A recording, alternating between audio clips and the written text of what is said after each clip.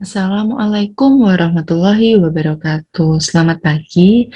Hari ini kita akan belajar tema 2, subtema 3 dengan muatan pelajaran IPS.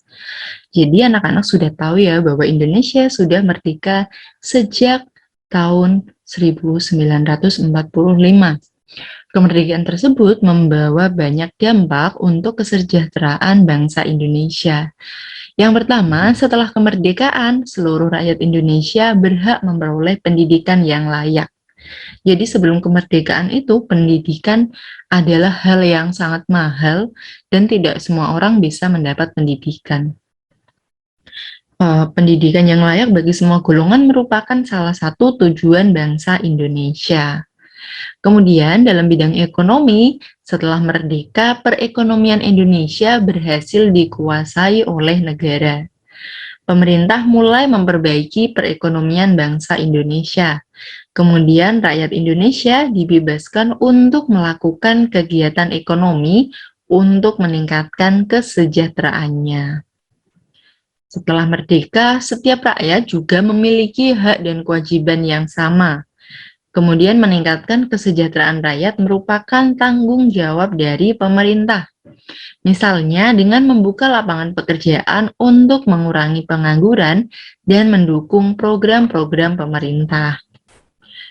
Namun, perekonomian Indonesia sangat buruk pada awal kemerdekaannya. Hal ini terdapat banyak sekali faktornya. Yang pertama adalah pemerintah Indonesia belum dapat mengendalikan persebaran uang Jepang dan juga terjadi inflasi. Selain itu, Belanda juga melakukan blokade atau menutup pintu keluar masuk pedagang Indonesia. Nah, alasan dari Belanda melakukan blokade atau menutup pintu keluar masuk perdagangan Indonesia yang pertama adalah mencegah masuknya peralatan militer ke Indonesia. Kemudian mencegah agar hasil kebun Belanda tidak keluar dari Indonesia. Selanjutnya, melindungi bangsa Indonesia dari tindakan-tindakan bangsa lain. Di sini maksudnya kenapa melindungi bangsa Indonesia? Karena saat itu Belanda masih ingin menguasai Indonesia. Jadi Belanda tidak menginginkan ada negara-negara lain yang datang ke Indonesia untuk menguasainya, begitu. Nah, dengan berbagai keadaan ekonomi awal yang masih carut-marut, pemerintah pun melakukan berbagai upaya untuk meningkatkan kesejahteraan pada masa awal kemerdekaan. Yang pertama yaitu dengan adanya konferensi ekonomi.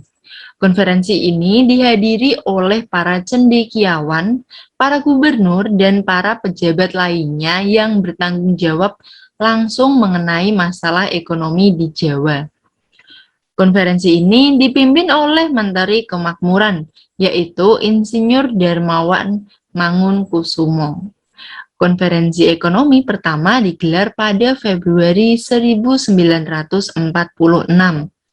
Tujuan dari konferensi ekonomi yang pertama adalah memecahkan masalah produksi dan distribusi makanan, kemudian masalah sandang, dan juga status dan administrasi perkebunan.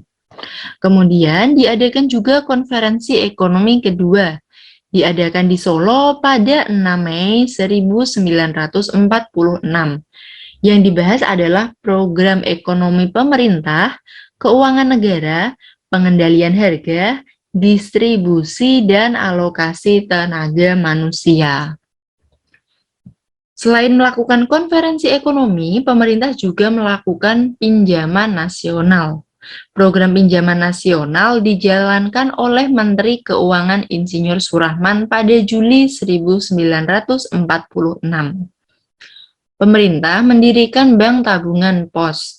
Program ini bertujuan untuk mengumpulkan dana bagi kepentingan perjuangan dan meningkatkan kepercayaan rakyat kepada pemerintah Indonesia. Yang ketiga, pemerintah juga membentuk Badan Perancang Ekonomi atau Planning Board. Pada tahun 1947, Menteri Kemakmuran A.K. Ghani mengusulkan pembentukan Badan Perancang Ekonomi. Badan ini bertugas menyusun rencana pembangunan ekonomi. Program rencana ini meliputi yang pertama, menasionalkan bangunan umum, perkebunan, dan industri menjadi milik negara serta penyitaan. Yang kedua, bangunan umum milik asing akan dinasionalkan dengan pembayaran ganti rugi. Yang ketiga, perusahaan milik Jepang sebagai ganti rugi terhadap Indonesia. Yang keempat, perusahaan modal asing akan dikembalikan kepada yang berhak sesudah diadakan perjanjian antara Republik Indonesia dan Belanda. Upaya yang keempat adalah Rencana Kasimo atau Kasimo Plan.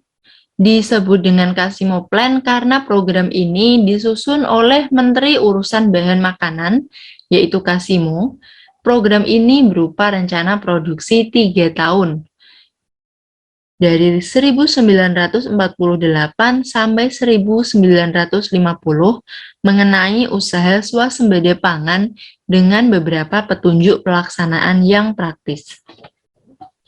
Untuk meningkatkan produksi bahan pangan dalam program ini, Kasimo menyarankan agar yang pertama, menanami tanah-tanah kosong di Sumatera Timur seluas 281.277 hektar.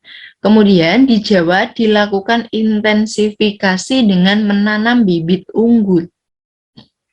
Yang ketiga, pencegahan penyembelihan hewan-hewan yang berperan penting bagi produksi pangan.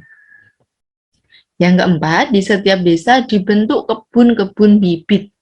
Yang kelima, transmigrasi atau memindahkan 20 juta rakyat Jawa ke Sumatera Timur. Selanjutnya, upaya lain yang dilakukan oleh pemerintah Indonesia pada masa awal kemerdekaan adalah membentuk Persatuan Tenaga Ekonomi.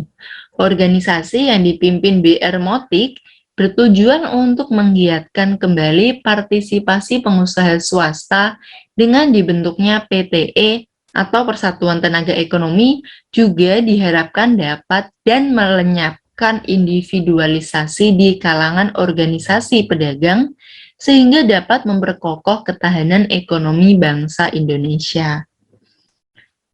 Untuk tugasnya, silakan cek di kotak deskripsi.